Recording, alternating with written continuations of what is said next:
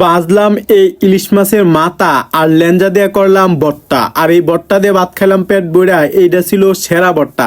আসসালামু আলাইকুম, welcome back to my another blog. আর আজকের ব্লগটি দেখাবো আসলে ওই কালকে তো মাছ আনছিলাম, ইলিশ মাছ, তো কয়েক টুকরা রাখিয়ে দিছিলাম। আর এই টুকরাগুলো আমি প্রথমে লবণ আর মরিচ টরিচ দিয়ে এগুলারে ভালো করে মাখিয়ে নিছি। তো তারপর সরিষার তেল দিয়ে এগুলারে বাজ্যা নিতেছিলাম। মূলত ওই 3 পিস আমি বাজ্যা রাখিয়ে দেবো, আর এই 1 পিস দিয়ে বাজ্যা মানে একটা বট্টা বানাবো। তার জন্য এই মাছের ল্যাঞ্জাটা তারে বট্টা বানাইমু। মূলত আমার কাছে না ইলিশ মাছের ল্যাঞ্জা বট্টা করলে খুব বেশি ভালো লাগে। তারপরে এনে কয়েকটা গোটা মরিচ দিয়ে দিবো, আর এখানে আমি আদা পাকা কিছু মরিচ নিছি আর কাঁচা কিছু মরিচ নিছি। তো এই মরিচগুলোকে ভালো করে ভাজে নিবো। মরিচ ভাজা আর এই মাছ একসাথে ভাজা নেওয়ার সময় আসলে ভাজতে সমস্যা হইতেছিল, তার কারণে মাছ উঠায় রাখছি। এদিক দিয়ে মরিচও হয়ে গেছে, তো মরিচও উঠায় রাখলাম। এখন আমার পেঁয়াজ আর মূলত রসুন ভাজা নেওয়ার পালা। তো পেঁয়াজ দিয়ে দিলাম প্রথমে পেঁয়াজগুলা আর রসুনগুলা দিয়ে একসাথে এটা ভাজা নিলাম। এনে একটু হলুদ দিলে ভালো হতো, কিন্তু হলুদ দেওয়ার টাইম ছিল না, কিংবা তাড়াতাড়ি করতেছিলাম, 10টায় ছুটি হয়েছে তার কারণে। তো এই দিক দিয়ে আমার পেঁয়াজ আর এই রসুনও কিন্তু ভাজা হয়ে গেছে। এখন আমি এগুলারে উড়াই নিবো। এগুলা যেহেতু লাল লাল করে ভাজা হয়ে গেছে, তো ওখানে এগুলারে উড়াই নিবো। এগুলারে উড়াই নিয়ে এখন আমার এই বটটা বানানোর পালা। যেহেতু ইলিশ মাছের কাটা, তো ইলিশ মাছের ল্যাঞ্জায় কিন্তু প্রচুর পরিমাণ কাটা থাকে, তার কারণে একটু আস্তে দিয়ে কাজটা করতে হবে। তো এটা রুমে নিয়ে তারপর আসলে ভাজার জন্য মানে বাসার জন্য রেডি হয়ে গেলাম। প্রথমে এখানে দিয়ে দিলাম ওই মরিচগুলো দিয়ে এই মরিচের মধ্যে দিয়ে দিব আমি এখন মরিচের মধ্যে দিয়ে দেবো এখন লবণ আর মরিচ একসাথে ভালো করে চটকে নিব।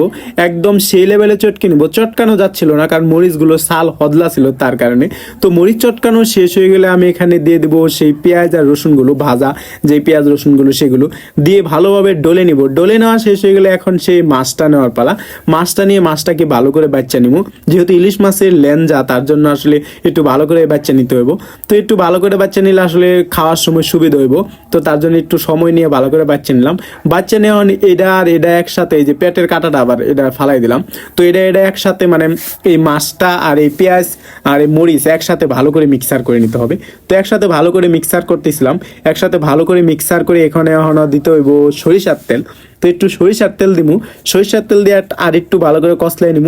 তো আর একটু ভালো করে কষলাই নিতে আমার কিন্তু এটা বটটা হয়ে গেছে, দেখতেই পাচ্ছেন কত সুন্দর বটটা হয়েছে। তো এটাতে কিন্তু আসলে দেওয়া যায় তো যদি ধনিয়া পাতা, কিন্তু তারপর দিই না কারণ ইলিশ মাছের ফ্লেভারটা না চলে যাবে ধনিয়া পাতা দিলে। তো এটা আমার এখন হয়ে গেছে। তো এটা আসলে এখন ভাত খাওয়ার পালা। অর্ধেক বাটিতে রাখিয়ে দিলাম, একটা কাঁচামরিচ দিয়ে দিলাম। তো এই কাঁচামরিচটা চাবাই খান যাবো। তো আর অর্ধেক নিয়ে নিলাম আর ভাত বেড়ে নিছি 1 প্লেট। তো এখন এটা খাওয়ার পালা, দেখি আসলে খেয়ে কেমন হয়েছে। তো ভালো করে ভাত মাখিয়ে নিলাম। বট্টা ভাত প্রচুর ভালোভাবে মাখায় নিতে হয়।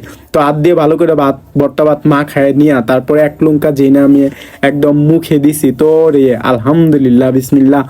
এটা তো মানে খুবই টেস্ট ছিল। বট্টা ভাত আমার বরাবরই ভালো লাগে। তো ইসলাম আজকের ভিডিও ভালো লাগলে লাইক করুন, শেয়ার করুন। Tata, bye bye.